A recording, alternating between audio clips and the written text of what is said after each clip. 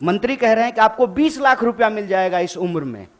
ये वही भाषा नहीं है कि प्रधानमंत्री जी बोले थे कि काला धन वापस आ जाएगा तो आपके खाते में 15 लाख रुपया मिल जाएगा। मिल गया क्या 15 लाख रुपया? कि जिस भी योजना का कांग्रेस विरोध कर रही हो, ऐसा आप मान लीजिए कि वो योजना सही है। कांग्रेस के विरोध करने से आप चलते हैं। आप सत्ता में बैठे हुए मोदी जी, आपके ऊपर देश की जनता ने भरोसा किया है। विपक्ष के भड़काने से लोग भड़क जाते, विपक्ष की कही हुई बात लोग मान लेते तो प्रधानमंत्री मोदी जी होते। गृह मंत्री का बेटा आर्मी में नहीं जाएगा, वो बीसीसीआई का सेक्रेटरी बनेगा। हम फोटो खिंचवाने के लिए वर्दी पहनना एक बात होता है, देश की भक्ति के लिए, सर्वोच्च सम्मान के लिए वर्दी पहनना दूसरी बात होती है।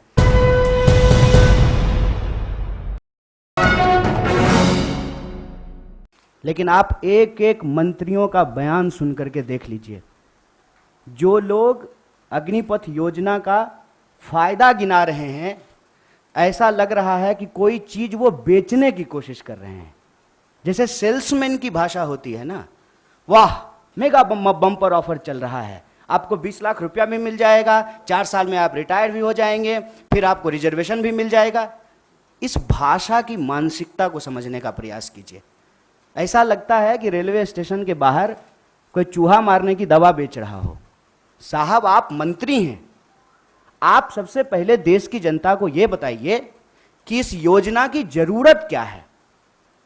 हर साल जब 50,000 से ज्यादा भर्तियां और नियमित भर्तियां, जिसमें टीए भी है, डीए भी है, पेंशन भी है, सेंट्रल स्कूल में एडमिशन का भी प्रावधान है, रेलवे का भी टिकट मिलेगा, हवाई जहाज का भी टिकट मिलेगा, और अगर सर्वोच्च बलिदान आप देते हैं, आपको शहादत होती है, तो आपके परिवार का भी ख्याल रखा जाएगा। इन तमाम बातों को छोड़ करके मंत्री कह रहे हैं कि आपको 20 लाख रुपया मिल जाएगा इस उम्र में। यह वही भाषा नहीं है कि प्रधानमंत्री जी बोले थे कि काला धन वापस आ जाएगा तो आपके खाते में 15 लाख रुपया मिल जाएगा। मिल गया क्या 15 लाख रुपया? जिस खाते में 15 लाख रुपया मिलने वाला था ना, उसी खाते में 20 लाख रुपया भी मिलेगा। इस मानसिकता को समझने की जरूरत है, और इसीलिए हम लोग इस योजना की जरूरत पे सवाल उठा रहे हैं। जब देश में एक नियमित भर्ती प्रक्रिया है, 2014 में देश बना है, उससे पहले क्या आर्मी में लोग बहाल नहीं होते थे? क्या हमारे पास जो एक प्रक्रिया नहीं थी, उस प्रक्रिया को खत्म करने का कारण क्या है? तब सरकार के कुछ दावे बताए जा रहे हैं। दावा क्या है? दावा यह है कि हम चाहते हैं कि हमारे देश के नौजवानों को रोजगार मिले। ये तो आप चाह रहे हैं, ये आप वादा भी कर चुके हैं कि हर साल आप 2 करोड़ नौकरी देंगे। उस 2 करोड़ नौकरी को छोड़ करके पीएमओ ने अभी ट्वीट किया कि हम 10 लाख रोजगार देंगे। साहब, अगर आप रोजगार देने के लिए सीरियस होते, 28 लाख पोस्ट जो हैं वो सिर्फ सेंट्रल गवर्नमेंट में रिक्त पड़ा हुआ है, और आप स्टेट गवर्नमेंट में जाकर के देख लीजिए, भर्तियां नहीं की जा रही है। हकीकत क्या है? हकीकत यह है कि ये असली बात देश की जनता से छुपाना चाहते हैं। असली बात क्या है? आप सब लोगों को याद है कि जब नोटबंदी की गई तो यह दावा किया गया कि इसके बाद नक्सलवाद समाप्त हो जाएगा, आतंकवाद समाप्त हो जाएगा। कल ही जो है एक सब इंस्पेक्टर की फिर से टारगेटिंग किलिंग की गई है। नक्सलवाद की घटनाएं हो रही हैं, आतंकवादी घटनाएं लगातार हो रही हैं। अगर नोटबंदी करने के बाद आतंकवाद समाप्त हो जाता तो पुलवामा की घटना कौन करके गया है? कैसे पुलवामा की घटना हुई है? तो ये दावा करते हैं। जब उस दावे का आप पड़ताल करेंगे तो आपके ऊपर ही आरोप लगाना शुरू कर देंगे। एक व्हाट्सएप मैसेज घूम रहा है जिसमें कहा जा रहा है कि जिस भी योजना का कांग्रेस विरोध कर रही हो, ऐसा आप मान लीजिए कि वो योजना सही है। कांग्रेस के विरोध करने से आप चलते हैं। आप सत्ता में बैठे हुए मोदी जी, आपके ऊपर देश की जनता ने भरोसा किया है। विपक्ष के भड़काने से लोग भड़क जाते, विपक्ष की कही हुई बात लोग मान लेते तो प्रधानमंत्री मोदी जी होते। इस देश के लोगों ने मोदी जी के ऊपर भरोसा किया, और मैं याद दिलाना चाहता हूं कि ये वही नौजवान हैं। ये उस वक्त हिंसा नहीं किए जब इनके माँ बाप हजारों किलोमीटर पैदल चल करके अपने घर गए। ये वही नौजवान हैं, ये तब भी हिंसा नहीं किए जब उनके परिवार को ऑक्सीजन नहीं मिल रहा था और वो तरप तरप करके जान दे रहे थे।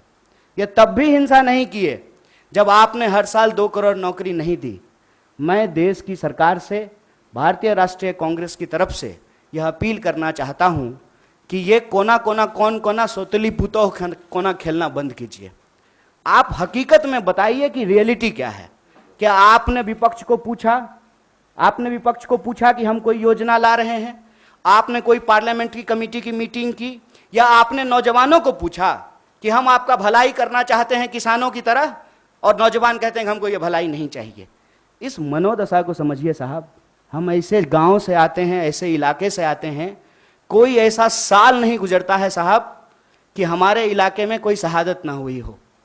हमारे इलाके में लोगों के पास महज नौकरी नहीं है सेना, हम जानते हैं इस बात को। जब किसी परिवार में किसी बच्चे को सेना की नौकरी मिलती है, पूरे इलाके में उनका सम्मान होता है। और दुख के साथ साथ जब एक पार्थिव शरीर गांव आता है, आंखों में आंसू होने के बावजूद उस इलाके का सीना गर्व से चौड़ा हो जाता है कि हमारे बच्चे ने जो है देश के लिए सर्वोच्च सम्मान दिया है। सेना का सवाल देश की सुरक्षा का सवाल है, आप इसको मजाक मत बनाइए। और एक बात हमारे साथी भी कह रहे हैं, आप तमाम मीडिया लोग भी इसको बोल रहे हैं कि उसमें से 25% लोगों को, साहब 25% नहीं, अप टू 25%, ध्यान रखिएगा। यह है सेल्समैन मेगा बम्पर ऑफर की मानसिकता। अप टू 25% क्या होता है? मतलब 25% की भी गारंटी नहीं है। यह मत समझिए आप कि उसमें से एक को दे ही देंगे नौकरी। बहुत चालाकी से टर्म्स एंड कंडीशन लिख दिया है, अप टू 25%। और इसमें यह कितना गंभीर है, इस गंभीरता का आप अंदाजा लगाइए कि अभी आए हुए 3 दिन हुए हैं घोषणा किए हुए, 2 मेजर अमेंडमेंट हो चुका है, और जो फायदा गिनाए जा रहे हैं वो फायदा तो पहले से है। सेना में, आर्म फोर्सेस में, पैरामिलिट्री में भर्ती होने की मैक्सिमम आयु 25 वर्ष है। 25 वर्ष से ज्यादा में तो आप बहाल ही नहीं हो सकते हैं। उसके बाद अलग अलग रैंक पे आप कितना समय तक सेवा देंगे वो पहले से निर्धारित है।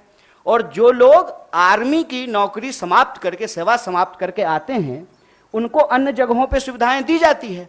भूतपूर्व सैनिकों को सुविधाएं दी जाती है, भूतपूर्व सैनिकों के परिवारों को सुविधाएं दी जाती है। और आप में से बहुत सारे लोग, मैं बहुत साधारण बात करता हूं, मुझे लंबी चौड़ी बात करनी नहीं आती है, क्योंकि कहते हैं जाके पैर न फटे बिवाई, वो का जाने पीड़ पड़ाई। हमको पता है कि आर्मी में कौन लोग जाते हैं। गृह मंत्री का बेटा आर्मी में नहीं जाएगा, वो बीसीसीआई का सेक्रेटरी बनेगा। हमको पता है कि वहां पे सेवा करने वाले कौन लोग होते हैं, गरीब किसान मजदूर के बच्चे होते हैं। कोई नेता का बाल बच्चा आर्मी में नहीं जाता है। जाता है, प्रधानमंत्री भी जाते हैं फोटो खिंचवाने के लिए। फोटो खिंचवाने के लिए वर्दी पहनना एक बात होता है, देश की भक्ति के लिए, सर्वोच्च सम्मान के लिए वर्दी पहनना दूसरी बात होती है। दीपावली में जाकर के मिठाई बांट देंगे, उसके बाद आकर के अग्निपथ योजना ला करके देश की जवानों का दिवाला निकाल देंगे। अग्निपथ योजना इस देश के नौजवानों को अग्नि में झोंकने की योजना है। इस योजना को सरकार को तुरंत वापस लेना चाहिए। और ये जो लॉलीपॉप वाली भाषा है ना, इस लॉलीपॉप की भाषाओं को बंद करना चाहिए। और जहां तक बिहार में हिंसा का सवाल है, सीधा सा एक कारण समझ लीजिए, ये नौजवान ना किसी के द्वारा लाए गए हैं, ना किसी के द्वारा बुलाए गए हैं। आप तमाम प्रबुद्ध पत्रकार यहां बैठे हुए हैं, कोई ऑर्गेनाइज्ड आंदोलन होता है, उसका स्वरूप अलग होता है। हम लोग 3 दिन से नहीं डिटेन हो रहे हैं यहाँ पे, हमारा ऑफिस छावनी नहीं बना हुआ है। हम लोग आते हैं, पुलिस पकड़ करके हमको ले जाती है, कोई हिंसा नहीं होती है, कुछ भी नहीं होता है। उसमें हिंसा क्यों हुआ है? क्योंकि वहां नौजवानों का सब्र जो है पानी सर से ऊपर चला गया है। और एक बात और जान लीजिए, जो हमारा बेरोजगारी दर है देश का, बिहार का बेरोजगारी दर डबल है साहब। जहां के मजदूर, बिहार का मजदूर जाता है ना हरियाणा और पंजाब में धान काटने के लिए, बिहार के ही लोग आते हैं ना दिल्ली में काम करने के लिए, बिहार के ही लोग जाते हैं ना महाराष्ट्र में काम करने के लिए। जहां एम्प्लॉयमेंट नहीं है वहां के लोग ऑलरेडी विस्थापित होते हैं। ये जो बच्चे हैं ये उस उम्मीद में अपने गांव में रह रहे हैं, दौड़ रहे हैं जाड़ा गर्मी बरसात, सड़कों पे, मैदानों में, रेत पे, कि इनको किसी दिन सेना में सेवा देने का मौका मिलेगा। ये मौका इनसे जब छीना जा रहा है तो इनका सब्र टूट गया है। लेकिन मैं इन तमाम नौजवानों से भी एक अपील करना चाहता हूं, दोस्त, हम किसान के बच्चे हैं और हमारे माँ बाप ने इस सरकार को झुकाया है, इस सरकार को बताया है कि ये देश गांधी का देश है और गांधी के देश में सत्य और अहिंसा से ही कोई लड़ाई जीती जा सकती है। इसीलिए भारतीय राष्ट्रीय कांग्रेस की तरफ से इस आंदोलन का पूर्णतः समर्थन करते हुए सरकार से यह अपील करते हैं कि इसको वापस लीजिए और नौजवानों से अपील करते हैं कि देश की संपत्ति को मत जलाइए, मत जलाइए, क्योंकि कल को आपको वही संपत्ति इसी प्रधानमंत्री से बचाना भी है, क्योंकि देश की संपत्ति ये दोस्त को बेचने वाले हैं। ये हमारे आपके टैक्स के पैसे की संपत्ति है, इसकी रक्षा कीजिए, सत्य और अहिंसा के रास्ते पे चलिए। और किसानों ने 700 लोगों की शहादत देने के बाद 1 साल से ज्यादा आंदोलन चलाया, शांतिपूर्ण तरीके से चलाया। तमाम तरह के आरोप लगाए गए, जैसे आज आपके आंदोलन को कहते हैं उपद्रवी, तोड़फोड़ करने वाले, हिंसा करने वाले। ये कहां से आ गए, कैसे आ गए, कौन है इसके लिए जिम्मेवार? और विपक्ष के माथे पर मत खेलिए। विपक्ष की बात जनता अगर सुन रही होती तो आप देश के प्रधानमंत्री नहीं होते। इसलिए प्रधानमंत्री होने के चलते मैं आपसे अपील करता हूं कि इस योजना को आप वापस लीजिए। मीडिया रिपोर्टिंग में और कई जगह इस बात को बार बार हाईलाइट किया जाता है कि बिहार में आंदोलन हो रहा है। एक्चुअली एक डिजाइन है। किसान आंदोलन के दौरान भी आपने देखा होगा कि नहीं कुछ मुट्ठी भर किसान हैं वो हरियाणा और पंजाब के। अगर मुट्ठी भर थे तो वापस क्यों लिया? और अगर सिर्फ बिहार का मसला है तो नागपुर से लोग जो है पैदल क्यों आ रहे हैं दिल्ली की तरफ? तेलंगाना में घटना हुई, झारखंड में हुआ, राजस्थान में हुआ। तो ये एक देशव्यापी सवाल है।